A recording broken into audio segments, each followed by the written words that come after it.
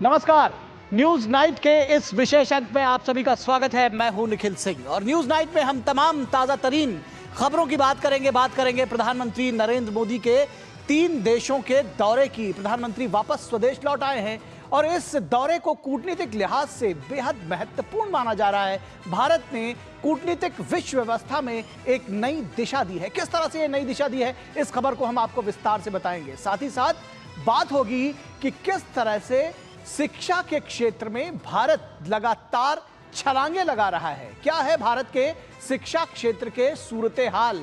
QS world university ranking 2026 में इस बार record 54 भारतीय संस्थानों को जगह मिली है। क्या है इसके मायने, किस तरह से शिक्षा क्षेत्र में लगातार भारत वैश्विक क्षेत्र में अगर देखा जाए विश्व के धरातल पर आगे बढ़ रहा है, इसके क्या है मायने, इस पर हम विशेष चर्चा करेंगे। खबर भी आपको दिखाएंगे और विशेष मेहमानों के साथ चर्चा भी होगी इस पर कि हम कहां आगे जाना है, हमको कितना आए हैं, कितना चले हैं। और इसके साथ ही साथ बिहार के सियासत की बात होगी, जहां इस बार चुनावी वर्ष है और इस बीच में जुबानी जंग नेताओं के बीच में तेज होती जा रही है। खबर इस्राइल ईरान संघर्ष और वैश्विक राजनीति की भी होगी और भी होगा बहुत कुछ, लेकिन सबसे पहले न्यूज नाइट की हेडलाइंस। साइप्रस, कनाडा और क्रोएशिया की सफल यात्रा के बाद प्रधानमंत्री नरेंद्र मोदी स्वदेश आए। पीएम के ऐतिहासिक दौरे ने भारत की वैश्विक कूटनीति को दी नई दिशा।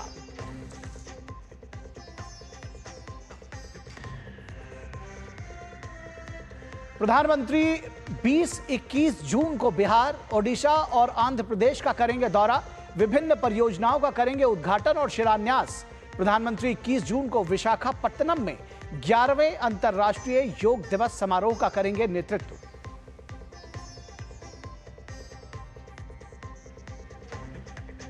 क्यूएस वर्ल्ड यूनिवर्सिटी रैंकिंग में पहली बार 54 भारतीय संस्थानों को रैंकिंग में मिली जगह। आईआईटी दिल्ली शीर्ष 125 संस्थानों में शामिल। पीएम ने कहा, अनुसंधान और नवाचार पारिस्थितिकी तंत्र को आगे बढ़ाने के लिए प्रतिबद्ध।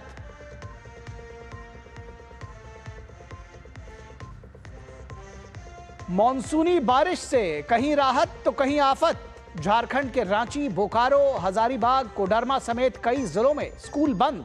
गुजरात में भारी बारिश की चेतावनी के साथ 11 बांध हाई अलर्ट पर।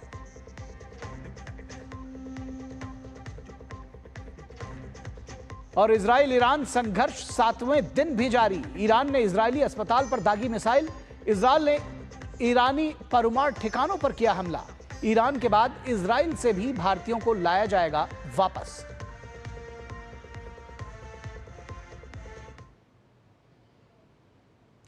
तो न्यूज नाइट में सबसे पहले बात करते हैं पीएम मोदी के 3 देशों की यात्रा की। पीएम मोदी 3 देशों का बेहद सफल दौरा पूरा करके गुरुवार को भारत लौट आए हैं। प्रधानमंत्री सबसे पहले 15 और 16 जून को साइप्रस में रहे, फिर 17 जून को कनाडा पहुंचे, 18 जून को G7 समिट में उन्होंने हिस्सा लिया और फिर क्रोएशिया गए। क्या रहा दौरे में खास, आइए देखते हैं इस रिपोर्ट के जरिए। 5 दिन, 3 देश और 2 महाद्वीप की यात्रा। खास रहा पीएम का 3 देशों का दौरा। साइप्रस और क्रोएशिया में अगवानी के लिए पहुंचे सरकार प्रमुख। प्रधानमंत्री नरेंद्र मोदी 3 देशों के दौरे के पहले चरण में 15 जून को साइप्रस की राजधानी निकोसिया पहुंचे। राष्ट्रपति निकोस क्रिस्टोडोलाइट्स ने कहा, 2 दशक से ज्यादा समय बाद कोई भारतीय प्रधानमंत्री निकोसिया की यात्रा पर है। उन्होंने इस यात्रा को ऐतिहासिक बना दिया। प्रधानमंत्री मोदी को साइप्रस के सर्वोच्च सम्मान the Grand Cross of the Order of the Makarios III से नवाजकर। यह सम्मान केवल मेरा, नरेंद्र मोदी का सम्मान नहीं है, ये 140 करोड़ भारतवासियों का सम्मान है। उनके सामर्थ्य और आकांक्षाओं का ये सम्मान है। वैश्विक तनाव और संघर्ष के बीच प्रधानमंत्री का दूसरा अहम पड़ाव रहा कनाडा। करीब 1 दशक बाद पीएम ने कनाडा की यात्रा की। G7 की मेजबानी कर रहे कनाडा के प्रधानमंत्री मार्क कार्नी के आमंत्रण पर पीएम मोदी कनानेस्किस पहुंचे। मार्क कार्नी ने द्विपक्षीय वार्ता की। प्रधानमंत्री मोदी और प्रधानमंत्री कार्नी इससे सहमत नजर आए कि दोनों देश लोकतांत्रिक मूल्यों से बंधे हैं और लोगों के हितों के लिए आपसी संबंधों को और मजबूत किया जाएगा। इस दिशा में पहला कदम उच्चायुक्तों की बहाली और मंत्री स्तरीय चर्चा शुरू करने का रहा। 51वें G7 सम्मेलन के आउटरीच कार्यक्रम से इतर प्रधानमंत्री नरेंद्र मोदी ने Mexico, Germany, France, Britain, Australia, Italy, दक्षिण अफ्रीका और कोरिया गणराज्य के नेताओं के साथ चर्चा की। प्रधानमंत्री ने इस दौरान ऊर्जा सुरक्षा, दुनिया में सप्लाई चेन दुरुस्त करने, आपसी व्यापार और निवेश को बढ़ाने, साइबर और आतंकवाद जैसी चुनौतियों से बचने और इनोवेशन और AI की दिशा में बढ़ रही दुनिया से साथ चलने का आग्रह किया। उन्होंने ग्लोबल साउथ की आकांक्षाओं को सहयोग और नया आयाम देने की बात भी कही। प्रधानमंत्री ने कहा कि दुनिया के विभिन्न हिस्सों में अनिश्चितता और संघर्षों ने ग्लोबल साउथ के देशों पर बहुत बुरा प्रभाव डाला है और भारत ग्लोबल साउथ की आवाज को विश्व मंच पर सुनाने को अपनी जिम्मेदारी समझता है। पीएम ने इस बात पर जोर दिया कि अगर अंतर्राष्ट्रीय समुदाय एक स्थायी भविष्य के बारे में गंभीर है तो दुनिया के लिए ग्लोबल साउथ की प्राथमिकताओं और चिंताओं को समझना जरूरी है। सुरक्षा चुनौतियों पर जोर देते हुए पीएम ने देशों से आतंकवाद के खिलाफ वैश्विक लड़ाई को मजबूत करने का आह्वान किया। आतंकवाद के खिलाफ लड़ाई में भारत को मजबूत समर्थन देने के लिए वैश्विक समुदाय का धन्यवाद करते हुए पीएम ने कहा कि पहलगाम आतंकी हमला सिर्फ भारत पर नहीं बल्कि पूरी मानवता पर हमला था। G7 के बाद 18 जून को प्रधानमंत्री ने यूरोपीय देश क्रोएशिया की यात्रा की। ये पहली बार था कि कोई भारतीय प्रधानमंत्री जागरेब पहुंचा। लोगों ने पीएम का स्वागत मंत्रोच्चार के साथ किया। ओम भूर्भुवः स्वः तत्सवितुर्वरेण्यं भर्गो देवस्य धीमहि धियो यो नः प्रचोदयात्। तो वहीं एयरपोर्ट पर प्रधानमंत्री आंद्रेज प्लेकोनविच खुद अगवानी करने पहुंचे। पीएम ने भव्य स्वागत और इस गर्मजोशी पर आभार जताया। साथ ही कहा कि स्पेस, मोबिलिटी, सेमीकंडक्टर निर्माण सहित कई क्षेत्र हैं जहां सहयोग की नई संभावनाएं हैं। वहीं इस यात्रा को पीएम ने एक नया अध्याय भी करार दिया, जबकि प्रधानमंत्री आंद्रेज ने पीएम मोदी के नेतृत्व और विकास के लिए उनके प्रयासों की सराहना की। हमने द्विपक्षीय व्यापार को बढ़ाने और विश्वसनीय सप्लाई चेन तैयार करने के लिए कई क्षेत्रों में सहयोग बढ़ाने का निर्णय लिया है। हम pharma, agriculture, information technology, clean technology, digital technology, renewable energy, ऐसे कई महत्वपूर्ण विषयों में सहयोग को बढ़ावा देंगे। The global situation in terms of security is very volatile, so it is important to have the most influential actors worldwide to give their contribution to peace, de-escalate conflict, and to respect the rule of international law. We have understood very well the Indian Prime Minister message on fighting against terrorism, because that is the biggest threat to global stability. अपनी यात्रा के दौरान प्रधानमंत्री ने वैश्विक नेताओं को स्पष्ट संदेश दिया कि क्षेत्रीय अखंडता और सुरक्षा का सम्मान होना चाहिए। युद्ध समाधान नहीं है और भविष्य में ऊर्जा जरूरतों और विकास का आग्रह देखते हुए सहयोग और विश्वास बहाली जरूरी है। वहीं ग्लोबल साउथ के देशों तक तकनीकी विकास पहुंचाना भी। पीएम ने यह भी स्पष्ट किया कि आतंकवाद किसी एक देश, एक क्षेत्र और कुछ लोगों के लिए नहीं बल्कि पूरी मानवता के लिए बड़ा खतरा है। इसलिए इस चुनौती के खिलाफ एकजुट होना जरूरी है। Bureau report, DD news. और खबर बिहार से और वहां के सियासत से जुड़ी हुई। बिहार में चूंकि इस साल विधानसभा के चुनाव होने हैं, इसलिए सियासत भी तेज है और उससे पहले ही राज्य में आयोग गठन में परिवारवाद को लेकर जुबानी जंग है जो थमने का नाम नहीं ले रही है। आरजेडी नेता तेजस्वी यादव की ओर से दामाद आयोग, जीजा आयोग, पत्नी आयोग जैसे आयोगों का गठन करने की बात जब निकली थी तो उसके बाद लोजपा रामविलास के सांसद अरुण कुमार भारती ने चारा आयोग, लारा आयोग और बेचारा आयोग के गठन जैसे शब्दों का प्रयोग किया है। तो ये जुबानी जंग बहुत दिलचस्प है, देखिए इस रिपोर्ट के जरिए। बिहार की राजनीति में आयोग गठन में परिवारवाद को लेकर जुबानी जंग तेज हो गई है। नेता प्रतिपक्ष तेजस्वी यादव ने राज्य में दामाद आयोग, जीजा आयोग, पत्नी आयोग जैसी संस्थाएं बनाने की मांग की। उन्होंने सुप्रीम कोर्ट में जदयू के कार्यकारी अध्यक्ष संजय झा की बेटियों को सुप्रीम कोर्ट में वकील बनाए जाने पर सवाल उठाया। तेजस्वी यादव के बयान पर लोजपा रामविलास के सांसद और चिराग पासवान के जीजा अरुण भारती ने राजद और लालू परिवार में व्याप्त परिवारवाद को लेकर उन पर हमला कर दिया। उन्होंने कहा कि जो लोग कमाई के जमाई पर सवाल पूछ रहे हैं वो तो बालिग होने से पहले ही खुद हो गए थे। उन्होंने कहा कि चाहे वो चारा घोटाला हो जो उनके पिता ने किया था, या फिर जब उनके पिता रेल मंत्री थे तब बिहार में गरीबी रेखा से नीचे रहने वाले युवाओं को नौकरी के बदले जमीन लिखवा रहे थे। आएंगे तो देखेंगे कि यहाँ एनडीए का मतलब क्या है। यहाँ एनडीए का मतलब नेशनल दामाद आयोग। सबके दामादों को तो आयोग में मोदी जी ने फिट कर दिया, सबको मंच में माला सम्मानित करेंगे। कोई नौकरी देने तो आ नहीं रहे। मेरी तरफ से भी कुछ सुझाव है कि कुछ और आयोगों को हमारी तरफ से भी जोड़ा जाए, जिसमें चारा आयोग हो, जिसमें लारा आयोग हो और साथ ही बेचारा आयोग भी हो।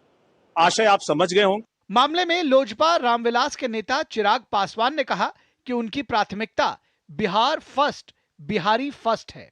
हम तो किसी को नहीं कह रहे कि कोई बहन भाई आयोग बनना चाहिए। हम तो बिहार फर्स्ट, बिहारी फर्स्ट की हम बात कर रहे हैं। हम सब प्रधानमंत्री आदरणीय नरेंद्र मोदी जी की सोच, मुख्यमंत्री नीतीश कुमार जी के विकसित बिहार की सोच के साथ, बिहार फर्स्ट, बिहारी फर्स्ट की सोच के साथ हम लोग आगे बढ़ रहे हैं। बाकी जिनको विषय भटकाकर गलत नैरेटिव सेट करने का जो वो प्रयास कर रहे हैं उसमें वो सफल होंगे नहीं। नीतीश सरकार ने राज्य में कई आयोग का गठन किया है, जिसको लेकर विवाद खड़ा हो गया है।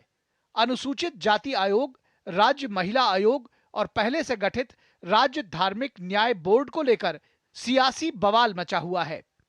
पटना से मधुरेश नारायण की रिपोर्ट, डीडी न्यूज। तो चलिए, अच्छा है कि कम से कम दोनों पक्षों की तरफ से ये परिवारवाद का आरोप लग रहे हैं, तो ये विषय जनता के बीच में साफ तौर पर आ रहा है। और यहां रुकेंगे एक छोटे से ब्रेक के लिए। ब्रेक के बाद जब वापस लौटेंगे तो चर्चा होगी विश्व रैंकिंग में भारत के 54 संस्थान।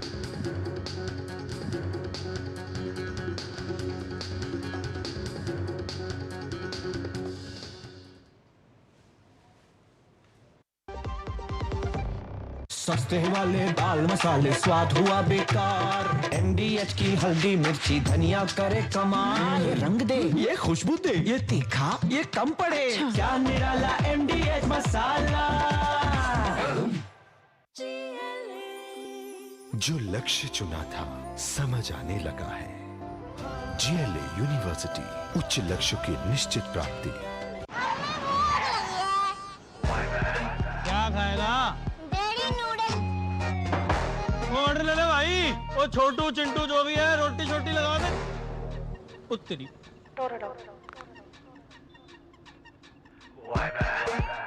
ऑर्डर ले ले। अनाज नहीं है, खाना नहीं मिलेगा। क्यों? क्योंकि किसान छुट्टी पर है। ऐसा हो सकता है क्या? नहीं ना, क्योंकि हम किसान जानते हैं कि सब हमारे भरोसे हैं, इसलिए हमारा भरोसा ग्रोमोर। जिनके भरोसे दुनिया, उनका भरोसा Gromor. Do you feel conscious while smiling? Say goodbye to your worries because an orthodontist can help you feel confident. Be it a child, a teenager, or even a working professional, braces and aligners can help you get that stunning smile. Consult your nearest orthodontist. To learn more, visit the Indian Orthodontic Society's website, bracesspecialists.com. मेरी पसंद। मेरी पसंद। मेरी पसंद। मेरी पसंद। हमारी पसंद। हम सबकी पसंद। मजबूत देश का मजबूत सरिया हो गया स्टील।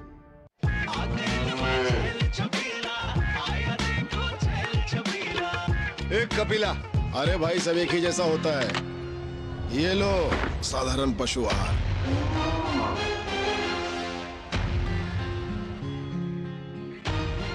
इस देश की हर माँ, बच्चे, बूढ़े, जवान, खिलाड़ी, डॉक्टर, इंजीनियर, सबको गाय भैंस की दूध की शक्ति पर भरोसा है। पर जब इन पशुओं को कपिला पशु आहार मिलेगा, तभी तो दूध सिर्फ ज्यादा ही नहीं, शक्ति से भरपूर भी होगा। और ये सच जानते हुए चंद पैसों के लिए तुम देश का भरोसा तोड़ दो। कपिला पशु आहार, देश का नंबर 1 पशु आहार। Do you feel conscious while smiling? Say goodbye to your worries because an orthodontist can help you feel confident.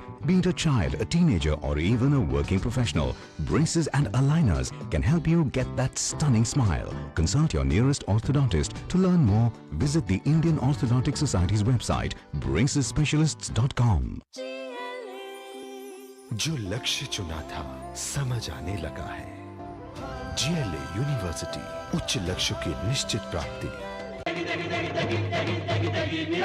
MDH की देगी मीरज, देगी मिर्च का तड़का, अंग अंग फड़का। MDH की देगी Miraj.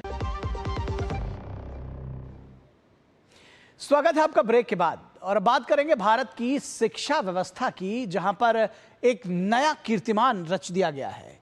QS world university ranking 2026 में इस बार रिकॉर्ड 54 भारतीय संस्थानों को जगह मिली है।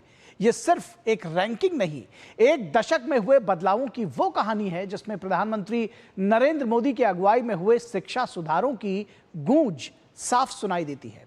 आपको दिखाते हैं पिछले एक दशक में हुई शिक्षा क्रांति को दर्शाती वो रिपोर्ट जो हर भारतवासी को गौरवान्वित कर देगी।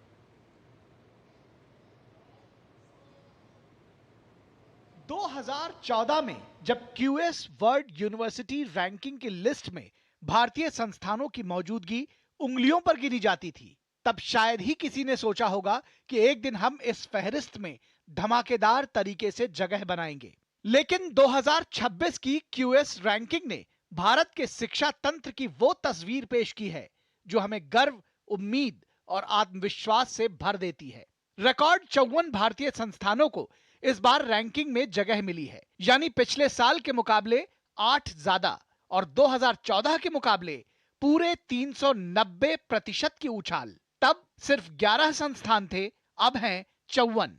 और यह संख्या अकेले किसी देश की नहीं, पूरे एक दौर की कहानी कहती है। कहानी परिवर्तन के दशक की, कहानी शिक्षा के क्रांति की। दरअसल पीएम मोदी की अगुवाई में राष्ट्रीय शिक्षा नीति यानी NEP 2020 ने क्लासरूम की चारदीवारी को रिसर्च लैब, इनोवेशन हब और इंटरनेशनल कोलैबोरेशन तक फैला दिया। और अब इसका नतीजा, QS रैंकिंग में भारत बना चौथा सबसे अधिक प्रतिनिधित्व वाला देश। अमेरिका, ब्रिटेन और चीन के बाद भारत। IIT दिल्ली ने मारी सबसे बड़ी बाजी, 123वां स्थान, 27 रैंक की छलांग। पहली बार टॉप 125 में एंट्री। वहीं IIT बॉम्बे 129वें पर और IIT मद्रास पहली बार टॉप 200 में शामिल होकर 180वें स्थान पर पहुंच गया।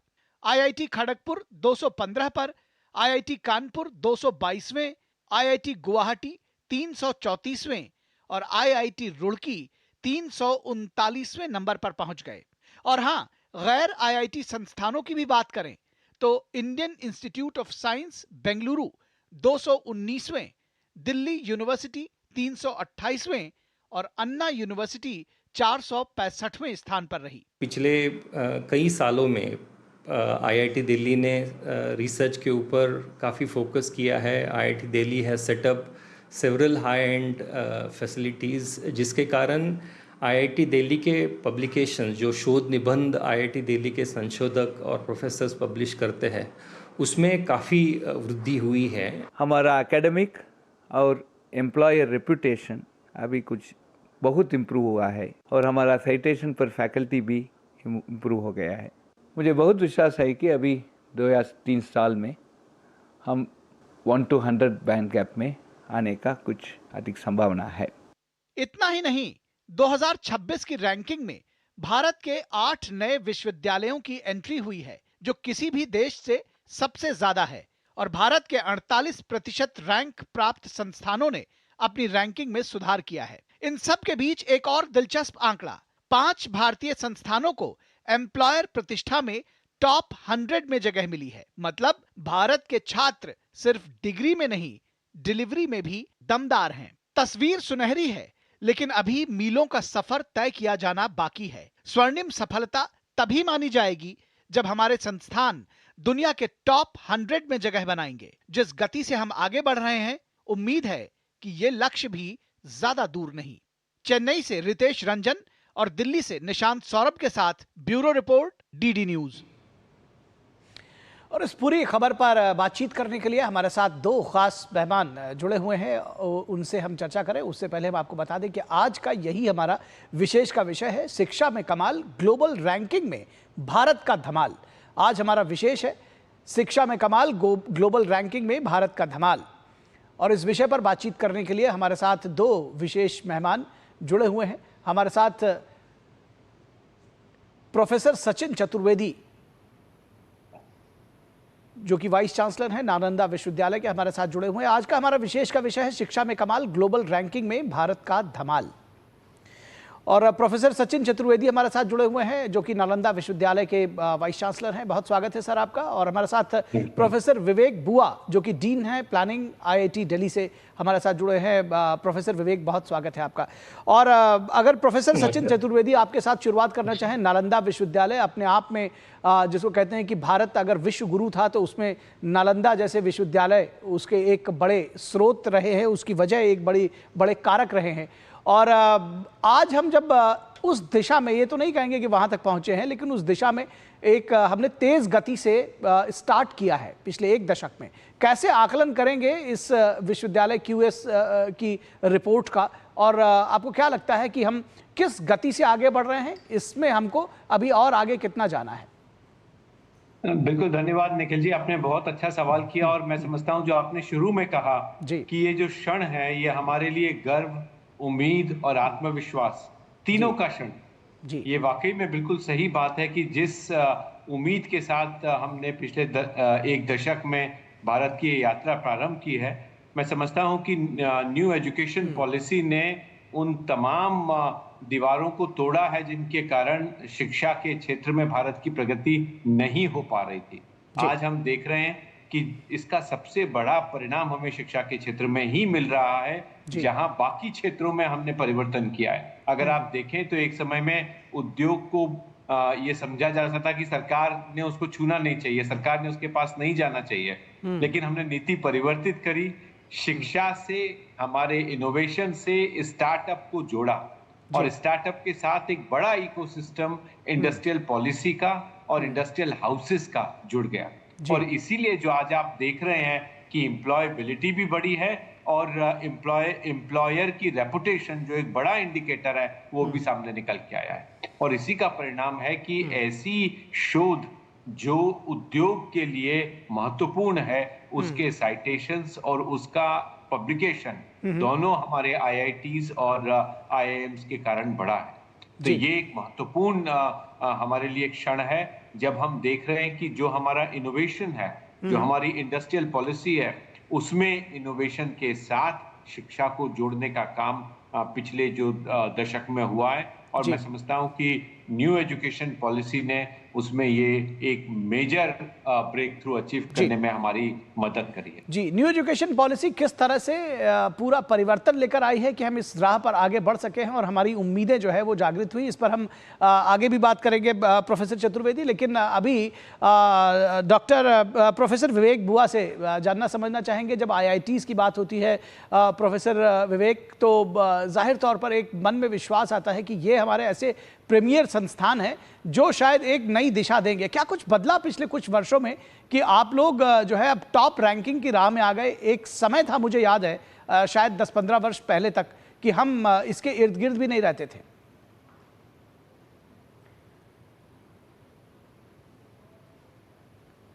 निखिल जी,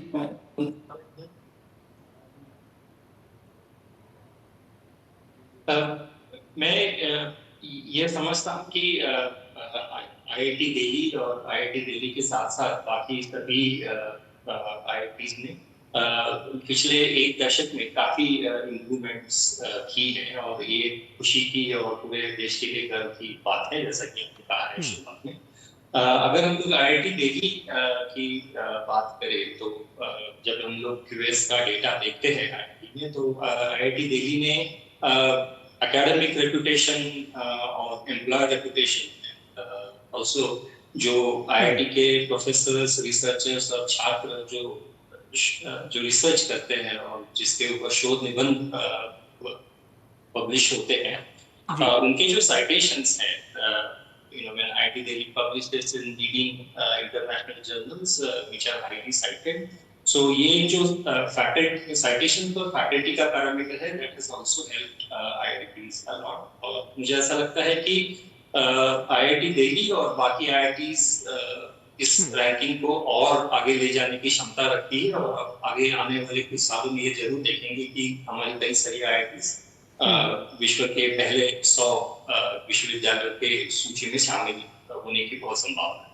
जी डॉक्टर विवेक, प्लानिंग क्या रही? अगर हम ये कहा जाए कि कोई भी चीज़ जैसे कि जो परिवर्तन लेकर आए, क्या प्लानिंग रही? किस राह पर आप लोग आगे बढ़े? कौन कौन सी, जो आपने कहा ना कि चाहे वो रिसर्च की बात हो, चाहे वो आपकी फैकल्टी की बात हो, कहाँ पर आपने चीज़ों को, आप लोग को लगा कि इसमें और बेहतर करने की उम्मीद है, हम जो वैश्विक स्तर है उस पर हमको आगे बढ़ना चाहिए? कैसे, क्या कुछ प्लान किया कि ये परिवर्तन आ रहा है?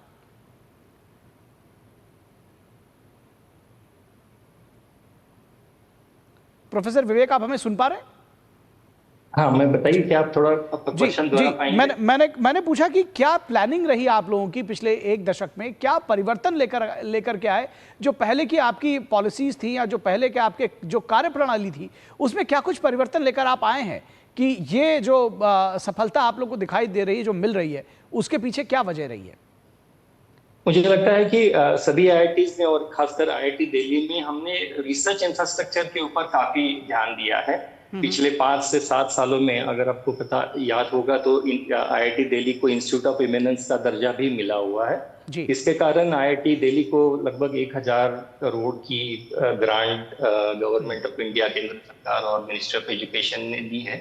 तो इसका काफी हिस्सा IIT दिल्ली ने एडवांस रिसर्च फैसिलिटीज को सेटअप करने के लिए करा, जिसके कारण IIT दिल्ली के प्रोफेसर्स और छात्र अच्छे क्वालिटी का रिसर्च कर पा रहे हैं।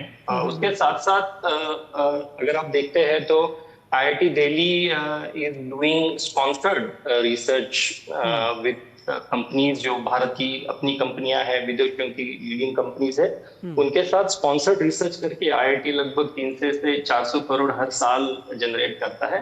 तो ये जो स्पॉन्सर्ड रिसर्च ग्रांट है, गवर्नमेंट का जनरल सपोर्ट है, IOE का सपोर्ट है, उसके कारण IIT दिल्ली ने रिसर्च के ऊपर काफी एक्सपेंडिचर करके we have set up state of the art facilities. उसके कारण जो रिसर्च है उसकी क्वालिटी और पब्लिकेशंस बढ़े हैं, एंड उसका असर आज हमें देखने को मिल रहा है। उसके साथ साथ IIT दिल्ली ने अंतर्राष्ट्रीय साझेदारी जो है, कई सारे लीडिंग यूनिवर्सिटीज हैं, उनके साथ बायलैटरल कोलैबोरेशन एस्टैब्लिश किए हैं, तो उसका भी IIT दिल्ली को फायदा मिला है। IIT दिल्ली अभी भी इसके ऊपर काम कर रहा है। जैसे कि अगर आप देखते हैं तो पिछले 5 से 7 सालों में IIT दिल्ली के पब्लिकेशंस काफी बड़े हैं, उसकी क्वालिटी में काफी सुधार हुआ है।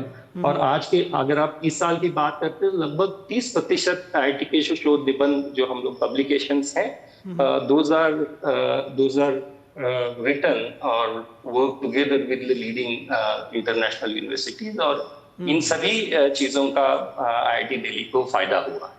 जी जी जी जी जी जी निश्चित तौर पर फ़ायदा हुआ है, और आगे की भी ये राह आपसे जानने की कोशिश करेंगे। लेकिन प्रोफेसर सचिन चतुर्वेदी, जब हम नेशनल एजुकेशन पॉलिसी की बात करते हैं, 2020 की बात करते हैं, किस तरह से ये एक बड़ा आमूलचूल परिवर्तन लेकर के आया है यूनिवर्सिटी एजुकेशन में? और ख़ासतौर पर मैं जब यूनिवर्सिटी एजुकेशन की बात करता हूँ प्रोफेसर चतुर्वेदी, तो हमें ये नहीं भूलना चाहिए कि जो हमारी प्राइमरी एजुकेशन है या जो सेकेंडरी एजुकेशन है, उसी की नींव पर जो है बच्चे आगे बढ़ते आगे तैयार होते हैं। ऐसा नहीं है कि एक सुबह उठेंगे और जो यूनिवर्सिटी एजुकेशन है वो बिल्कुल उसमें आमूलचूल परिवर्तन हो जाएगा। तो जो परिवर्तन है उसकी शुरुआत बहुत नीचे से हुई है, और ये अब उसका, जिसको कहना चाहिए कि वृक्ष एक बढ़ता हुआ दिखाई दे रहा है।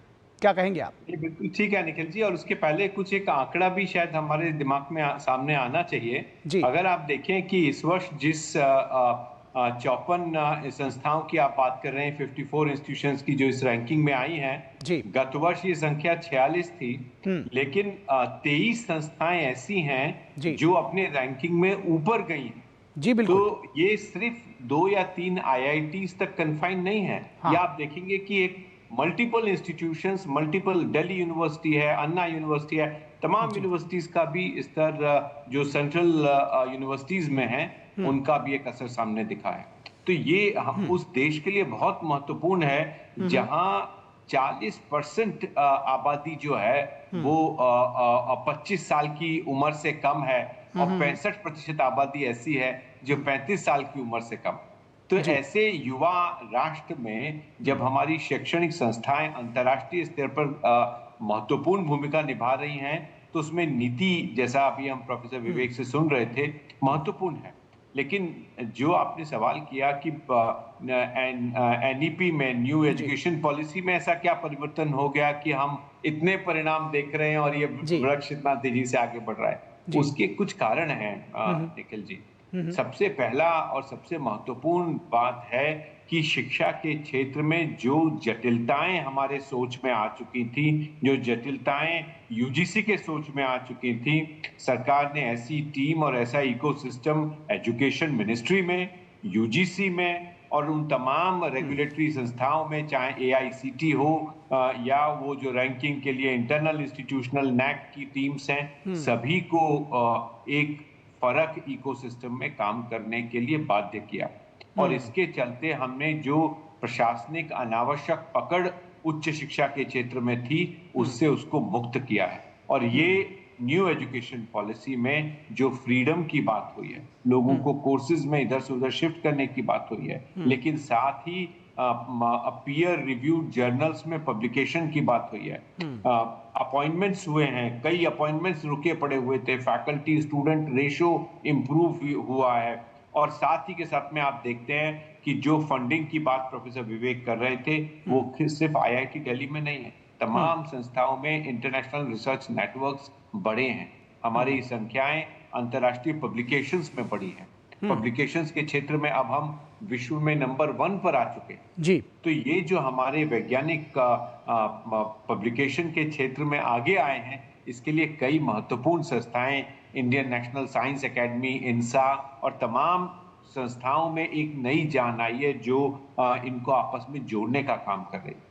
और ये मैं समझता हूँ कि बहुत ही महत्वपूर्ण है हमारे देश के लिए, जहां हम इन तमाम चीजों को जोड़ पा रहे हैं। न्यू एजुकेशन पॉलिसी के 4 महत्वपूर्ण अंग हैं जिनको हमें भूलना नहीं चाहिए और जो महत्वपूर्ण भूमिका निभा रहे हैं। सबसे पहला जो मैंने कहा, जटिलताएं गई हैं।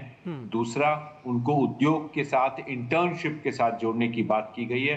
पिछले 3 बजट में वित्त मंत्री ने लगातार प्रयास किए हैं और हमने जो आर्थिक संपन्नता चाहिए R&D को फंड करने के लिए वो सामने ला करके रखी है। तो बड़े कार्यक्रम लॉन्च हुए जिन्होंने R&D को सपोर्ट किया है। और चौथा और सबसे आखिरी है, और वो है हमारे जो विद्यार्थी वर्ग है, उन लोगों को चॉइस देना, कौन से सेमेस्टर में, कौन से पेपर्स में क्या वो सीक्वेंसिंग कर सकते हैं। तो ये महत्वपूर्ण बदलाव जो अभी तक कुछ एलीट इंस्टीट्यूशंस में था, अब बाकी संस्थाओं में भी गया है। इसलिए ये संख्या सिर्फ IITs तक सीमित नहीं है, बाकी कई देश की दूसरी शैक्षणिक संस्थाएं भी इसमें जुड़ी हैं। जी जी। प्रोफेसर चतुर्वेदी और प्रोफेसर विवेक, मैं चाहूँगा कि एक सवाल का जवाब आप दोनों ही लोग दें बहुत संक्षेप में। प्रोफेसर चतुर्वेदी, आपके साथ शुरुआत करते हैं कि जाहिर तौर पर हम बहुत आगे आए हैं और बहुत ये प्रॉमिसिंग रिजल्ट्स जिसको कहना चाहिए, लेकिन अभी भी हम टॉप 100 का हमको इंतज़ार है। टॉप 50, टॉप 10 ये हमारा लक्ष्य होना चाहिए। कब तक हम, और क्या हमारा रोड अहेड है उसके बारे में, क्योंकि जाहिर तौर पर हम कभी एक टॉप 200 में भी नहीं आ पाते थे, आज वो आसानी से अचीवेबल है। लक्ष्य तो दिख रहा है, लेकिन रोड अहेड क्या है? देखिए, सबसे बड़ा निखिल जी जो रोड अहेड है, जैसा मैं 40% बच्चे ऐसे हैं जो 25 साल से कम हैं। तो हमारे लिए 2047 का जो विकसित भारत का सपना है, उसमें हमारा एनरोलमेंट रेशो क्या होगा, और कौन से क्षेत्र में हमारे विद्यार्थीगण आगे बढ़ेंगे, विज्ञान के क्षेत्र में भारत की भूमिका क्या होगी, इसके बारे में पैरामीटर्स और रोड मैप पूरी तरह से डिफाइन कर दिए गए हैं, वो हमारे सामने है। हैं। तो जिस विकसित भारत की हम बात कर रहे हैं 2047 तक, उसमें 50% ऐसे बच्चों का एनरोलमेंट होगा और ये संख्या उन तमाम आंकड़ों को पीछे छोड़ेगी जिनके बारे में अभी तक हम चिंता कर रहे थे। जी प्रोफेसर विवेक, IITs को लेकर के और खासतौर पर जब आप IIT दिल्ली की बात करते हैं, रोड अहेड टॉप 100 में आने का भी इरादा होगा? जरूर है, और टॉप 100 तो मुझे लगता है कि अगले कुछ सालों में ये पॉसिबल हो जाएगा। बट इसके साथ साथ मैं ये भी एक कहना चाहूंगा कि अगर हमें अगले टॉप 50 और उसके आगे की भी बात करनी है तो हमें थोड़ा रिसर्च इंफ्रास्ट्रक्चर को भी देखना पड़ेगा, जो हमारा फिजिकल इंफ्रास्ट्रक्चर है। जैसे कि अगर हम लोग फर्स्ट जनरेशन IIT की बात करें तो लगभग 60 से 70 साल पहले इस्टेब्लिश हुई है। तो मुझे लगता है कि अगर हमें और लंबा जाना है तो हमें रिसर्च इंफ्रास्ट्रक्चर में और इन्वेस्ट करना पड़ेगा। Of course government is investing, they are taking the right steps, but मुझे लगता है कि I think we require further significant investments jointly सरकार के साथ साथ निश्चित तौर पर इन्वेस्टमेंट्स पहले से भी अगर आप देखें प्रोफेसर रवि तो बढ़ी है और आगे भी मुझे लगता है कि उसमें भी उसी तरह से प्रोफेसर विवेक इन्वेस्टमेंट्स और आगे आएंगी। तो आप दोनों लोगों का बहुत शुक्रिया, प्रोफेसर सचिन चतुर्वेदी, प्रोफेसर विवेक बुआ, हमारे साथ जुड़ने के लिए और इस विशेष विषय पर विशेष चर्चा करने के लिए। और यहाँ रुकेंगे एक छोटे से ब्रेक के लिए, और ब्रेक के बाद जब वापस लौटेंगे तो बात करेंगे प्रधानमंत्री नरेंद्र मोदी की जो आगे की यात्रा है बिहार, ओडिशा और आंध्र प्रदेश की, क्या कुछ होने वाला है उसमें खास। रुकेंगे एक ब्रेक के लिए।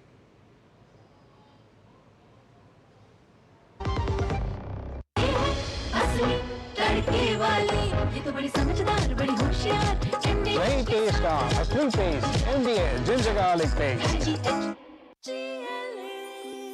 जो लक्ष्य चुना था समझ आने लगा है। GLA यूनिवर्सिटी, उच्च लक्ष्य की निश्चित प्राप्ति।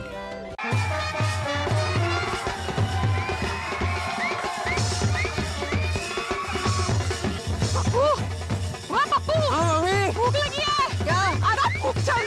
अरे भाभी रुको, लड़के वाले आ गए। खाली खड़े हाथ क्या जोड़ रहा है? खाना कहाँ है? अनाज तो नहीं मैडम। क्या?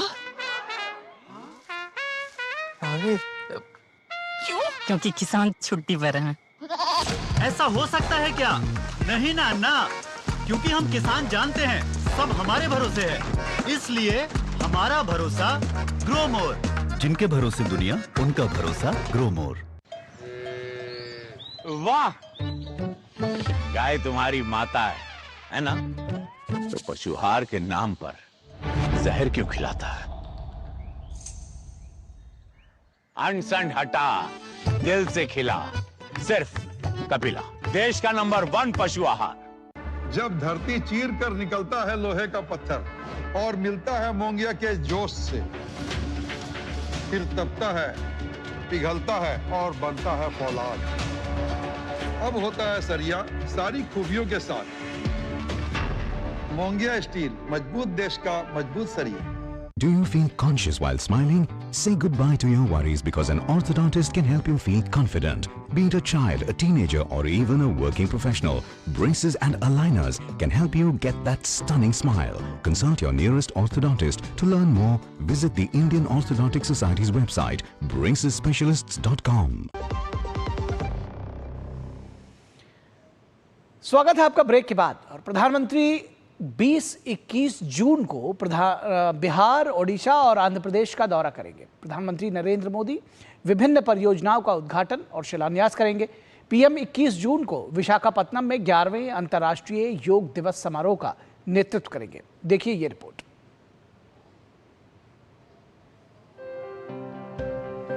प्रधानमंत्री नरेंद्र मोदी शुक्रवार को ढेरों विकास परियोजनाओं का उपहार लिए बिहार और ओडिशा का दौरा करेंगे। PM दोनों राज्यों में हजारों करोड़ की विकास परियोजनाओं का शुभारंभ और शिलान्यास करेंगे। बिहार के सीवान में PM नई वैशाली देवरिया रेल लाइन परियोजना का शुभारंभ करेंगे। PM इस लाइन पर नई ट्रेन सेवा को हरी झंडी भी दिखाएंगे। वहीं कनेक्टिविटी को बढ़ावा देते हुए PM पाटलिपुत्र और गोरखपुर के बीच वंदे भारत एक्सप्रेस को भी रवाना करेंगे। मेक इन इंडिया विजन को आगे बढ़ाते हुए PM मरहौरा प्लांट में निर्मित अत्याधुनिक लोकोमोटिव को गिनी गणराज्य को निर्यात के लिए हरी झंडी दिखाएंगे। पीएम जिन अन्य परियोजनाओं का उपहार देंगे उनमें जलापूर्ति और ऊर्जा इंफ्रा परियोजनाएं शामिल हैं। पीएम प्रधानमंत्री आवास योजना शहरी के 53,600 से अधिक लाभार्थियों को पहली किस्त ट्रांसफर करेंगे। साथ ही इस योजना के तहत बनकर तैयार 6,600 से अधिक मकानों के गृह प्रवेश समारोह के भी साक्षी बनेंगे।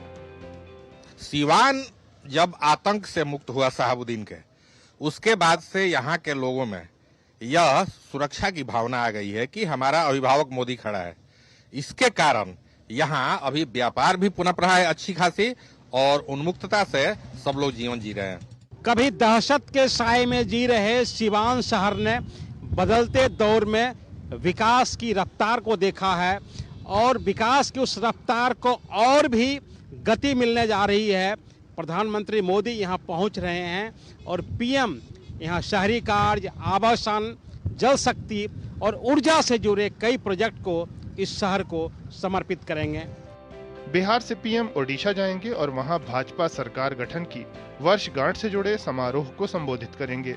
पीएम 18,600 करोड़ से अधिक की विकास परियोजनाओं का शुभारंभ और शिलान्यास करेंगे। पीएम पहली बार बौद्ध जिले में रेल कनेक्टिविटी का विस्तार करने वाली नई ट्रेन सेवाओं को हरी झंडी दिखाएंगे।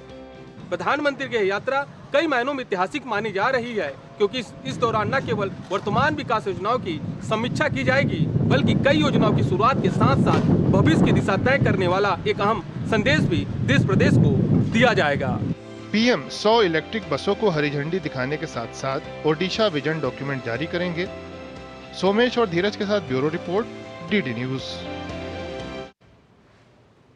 और यहाँ रुकेंगे एक छोटे से ब्रेक के लिए, कहीं मत जाइएगा, जल्द हाजिर होंगे। सस्ते वाले दाल मसाले स्वाद हुआ बेकार। एनडीएच की हल्दी मिर्ची धनिया करे कमाल। ये रंग दे, ये खुशबू दे, ये तीखा, ये कम पड़े। क्या निराला एनडीएच मसाला। जो लक्ष्य चुना था समझ आने लगा है। जीएलए यूनिवर्सिटी, उच्च लक्ष्य की निश्चित प्राप्ति। क्या खाएगा? ऑर्डर ले ले भाई। वो छोटू चिंटू जो भी है, रोटी छोटी लगा दे। उत्तरी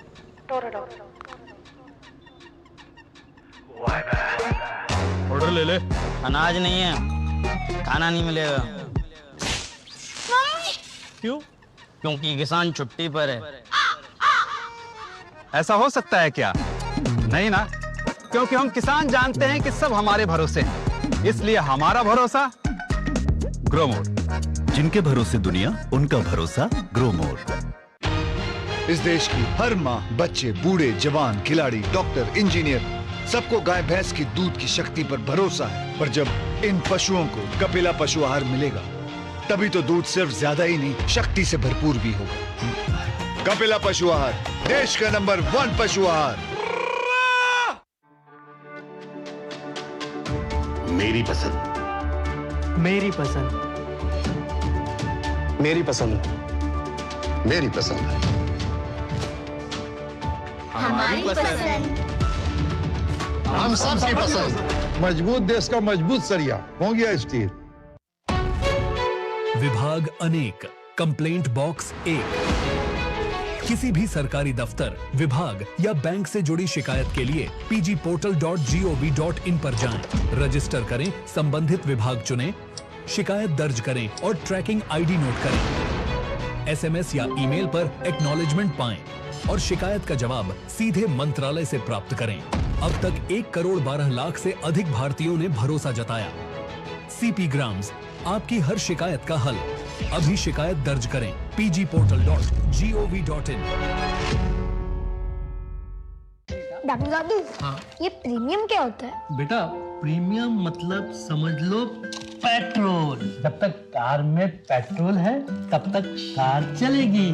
पेट्रोल खत्म, कार स्टॉप। पर पापा, इस बार पेट्रोल खत्म होने पर भी कार चलती रहेगी। वो कैसे?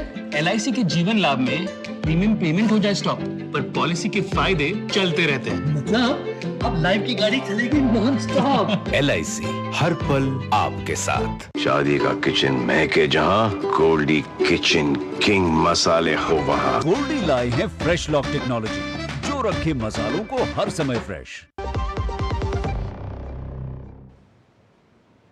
ब्रेक के बाद एक बार फिर आप सभी का स्वागत है और अब बात करेंगे इंटरनेशनल डे फॉर योगा की। भारत 11वां अंतर्राष्ट्रीय योग दिवस 21 जून को मनाने जा रहा है। इस वर्ष इसकी theme yoga for one earth one health है, जो कि दुनिया को एकता और वैश्विक कल्याण का संदेश दे रही है। लद्दाख से लेकर केरल तक लोग योग के साथ जुड़ रहे हैं।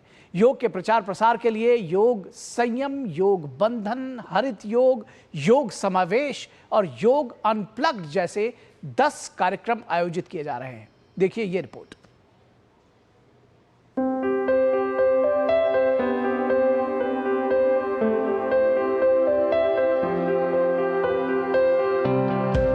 जून को देश भर के कई स्थानों पर एक साथ ऐतिहासिक समकालिक योग प्रदर्शन होगा, जो भारत की स्वास्थ्य यात्रा में एक महत्वपूर्ण क्षण होगा। इस राष्ट्रव्यापी स्वास्थ्य आंदोलन का सबसे शानदार प्रदर्शन विशाखापत्तनम में होगा। 21 जून 2025 को सुबह 6:30 बजे से 7:45 तक आयोजित होने वाला योग संगम अब तक का सबसे बड़ा सामूहिक योग कार्यक्रम बनने के लिए तैयार है, जिसमें लाखों संस्थान, संगठन और समुदाय एक साथ अपने योग मैट बिछाने की तैयारी करेंगे। अंतर्राष्ट्रीय योग दिवस 2025 के लिए 10 अद्वितीय हस्ताक्षर कार्यक्रम आयोजित किए जाएंगे। इस वर्ष अंतर्राष्ट्रीय योग दिवस की गतिविधियां वैश्विक आयोजन के 11वें संस्करण को चिन्हित करने के लिए इन 10 कार्यक्रमों के इर्द गिर्द हैं, जो योग की असाधारण यात्रा को आगे बढ़ाएंगे। योग संगम, 1 लाख स्थानों पर समन्वित योगासन, योग बंधन, प्रतिष्ठित स्थलों पर योग के लिए 10 देशों के साथ वैश्विक साझेदारी, योग पार्क, दीर्घकालिक सामुदायिक सहभागिता के लिए 1000 योग पार्कों का विकास, योग समावेश, दिव्यांगजनों, वरिष्ठ नागरिकों, बच्चों और हाशिए पर रह रहे लोगों के लिए विशेष योग, योग प्रभाव, सार्वजनिक स्वास्थ्य में योग की भूमिका पर एक दशकीय प्रभाव मूल्यांकन, योग कनेक्ट, प्रसिद्ध योग विशेषज्ञ के साथ वर्चुअल वैश्विक योग सम्मेलन, हरित योग, योग को वृक्षारोपण और सफाई अभियान के साथ जोड़ा गया, योग अनप्लग्ड, युवाओं को योग के प्रति आकर्षित करने के लिए कार्यक्रम का आयोजन, योग महाकुंभ, 10 स्थानों पर 1 सप्ताह तक चलने वाला उत्सव, योग महाकुंभ, प्रधानमंत्री नरेंद्र मोदी के नेतृत्व में एक भव्य आयोजन समारोह के साथ समापन, समयोग, आधुनिक स्वास्थ्य सेवा के साथ योग को एकीकृत करने वाली 100 दिवसीय पहल। अंतर्राष्ट्रीय योग दिवस की यात्रा असाधारण रही है। 2018 में 9.59 करोड़ लोगों की भागीदारी से लेकर इस उत्सव में तेजी से वृद्धि हुई है। 2024 में दुनिया भर में लगभग 24.53 करोड़ लोग इस उत्सव में शामिल हुए थे। योग सिर्फ एक अभ्यास नहीं, ये भारत के सद्भाव, करुणा और सभी के प्रति सम्मान के मूल्यों में निहित जीवन जीने का एक तरीका है। इसी कारण दुनिया भर के लोगों के लिए ये प्रासंगिक बनता जा रहा है। कोई भी व्यक्ति चाहे किसी भी धर्म, जाति या राष्ट्रीयता का हो, योग उसे एक स्वस्थ, अधिक संतुलित और सार्थक जीवन जीने की राह दिखाता है। Sports desk, DD news.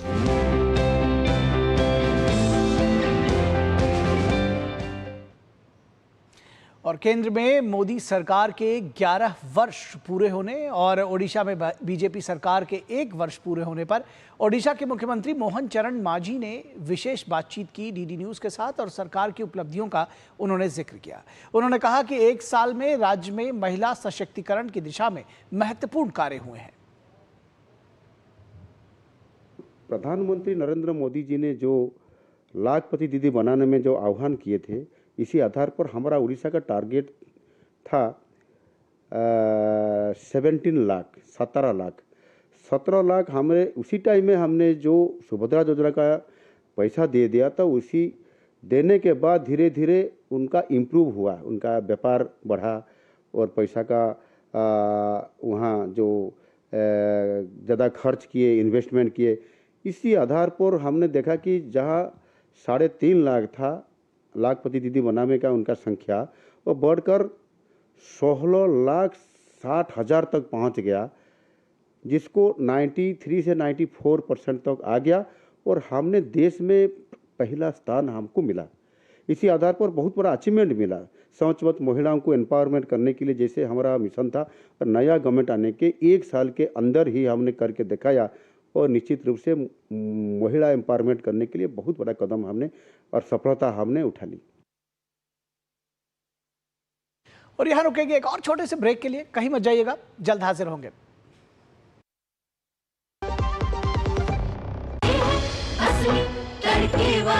ये तो बड़ी समझदार, बड़ी होशियार। नई टेस्ट का असली taste MDH ginger garlic paste. जो लक्ष्य चुना था समझ आने लगा है। GLA यूनिवर्सिटी, उच्च लक्ष्य की निश्चित प्राप्ति।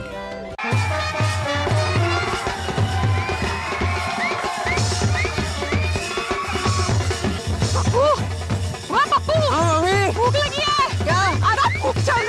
अरे भाभी रुको, ओए लड़के वाले आ गए। खाली खाली अरे खड़े हाथ क्या जोड़ रहा है? खाना कहाँ है? अनाज तो नहीं मैडम। क्या? क्यों? क्योंकि किसान छुट्टी पर हैं। ऐसा हो सकता है क्या? नहीं ना, क्योंकि हम किसान जानते हैं सब हमारे भरोसे हैं, इसलिए हमारा भरोसा ग्रो मोर। जिनके भरोसे दुनिया, उनका भरोसा ग्रो मोर। विभाग अनेक, कंप्लेंट बॉक्स 1। किसी भी सरकारी दफ्तर, विभाग या बैंक से जुड़ी शिकायत के लिए pgportal.gov.in पर जाएं, रजिस्टर करें, संबंधित विभाग चुनें, शिकायत दर्ज करें और ट्रैकिंग आईडी नोट करें। SMS या ईमेल पर एक्नॉलेजमेंट पाएं और शिकायत का जवाब सीधे मंत्रालय से प्राप्त करें। अब तक 1 करोड़ 12 लाख से अधिक भारतीयों ने भरोसा जताया। CP ग्राम्स, आपकी हर शिकायत का हल। अभी शिकायत दर्ज करें pgportal.gov.in। पता है, I was a bright student. कुछ करना चाहती थी, कुछ बनना चाहती थी। आप अपना खुद का स्टार्ट कीजिए ना। खुद का बिजनेस, और उसमें पैसे तो बहुत लगेंगे ना। Zero investment. Zero investment? हाँ, I'm doing it. मैं एक principal madam. She's my client. मैं LIC एजेंट हूँ। LIC एजेंट बनो, अब बड़ा सोचो। हमारी वेबसाइट पर जाएं या अपनी नजदीकी LIC शाखा से संपर्क करें। शादी का किचन महके जहाँ, गोल्डी किचन किंग मसाले हो वहाँ। गोल्डी लाई है फ्रेश लॉक टेक्नोलॉजी, जो रखे मसालों को हर समय फ्रेश। स्वागत है आपका ब्रेक के बाद, और अब बात होगी ईरान इजराइल संघर्ष की, जहां पर सैन्य संघर्ष और लगातार हर बीते दिन के साथ तेज होता जा रहा है। दोनों पक्षों की ओर से मिसाइल हमलों से स्थिति और भी गंभीर होती जा रही है। ऐसे में अस्पताल और नागरिक क्षेत्र भी अब निशाने पर आ रहे हैं। ये संघर्ष कहां तक जाएगा ये शायद कोई भी नहीं जानता, लेकिन सभी की निगाहें अमेरिका के एक्शन पर जाकर टिक गई हैं। इजराइल ईरान के ताबड़तोड़ हमले, मिसाइल हमलों से दहले दोनों देश, नहीं थमता दिख रहा संघर्ष। अस्पताल और नागरिक क्षेत्र भी अब निशाने पर। इजराइल और ईरान के बीच सैन्य संघर्ष 7वें दिन भी थमने का नाम नहीं ले रहा। हर बीते दिन के साथ दोनों के बीच संघर्ष और तेज होता जा रहा है।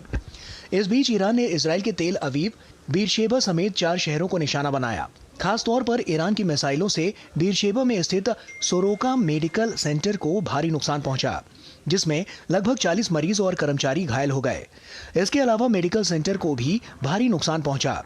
इजराइल के प्रधानमंत्री बेंजामिन नेतन्याहू ने मेडिकल सेंटर का दौरा किया और घायलों से मुलाकात की।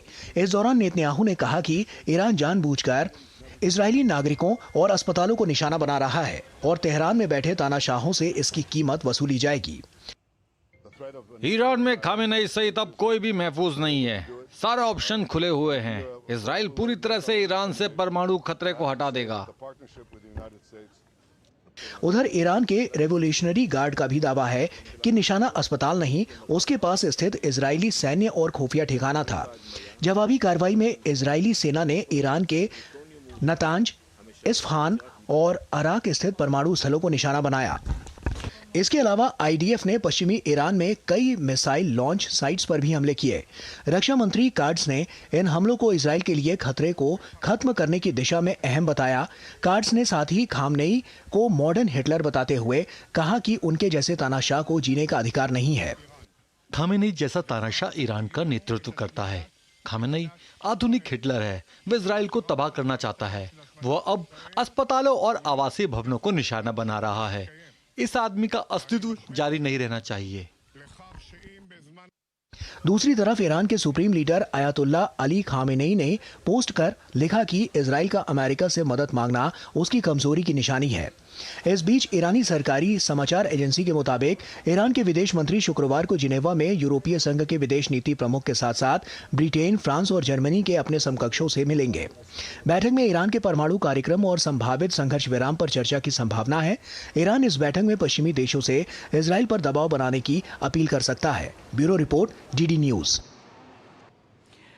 और लंदन में विश्व टीम ब्लिट्ज चैंपियनशिप के ब्लिट्ज सेमीफाइनल के दूसरे चरण में भारत की दिव्या देशमुख ने शानदार जीत हासिल की। दिव्या ने दूसरे राउंड के मुकाबले में विश्व की नंबर 1 हो यिफान को हरा दिया। और दिव्या देशमुख के इस उपलब्धि पर प्रधानमंत्री नरेंद्र मोदी ने बधाई दी है। पीएम मोदी ने एक्स पर एक पोस्ट किया कि लंदन में विश्व टीम ब्लिट्ज चैंपियनशिप में ब्लिट्ज सेमीफाइनल के दूसरे चरण में विश्व की नंबर 1 हो यिफान को हराने के लिए दिव्या देशमुख को बधाई। उनकी सफलता उनके धैर्य और दृढ़ संकल्प को दर्शाती है। ये कई उभरते शतरंज खिलाड़ियों को भी प्रेरित करती है। उनके भविष्य के प्रयासों के लिए शुभकामनाएं।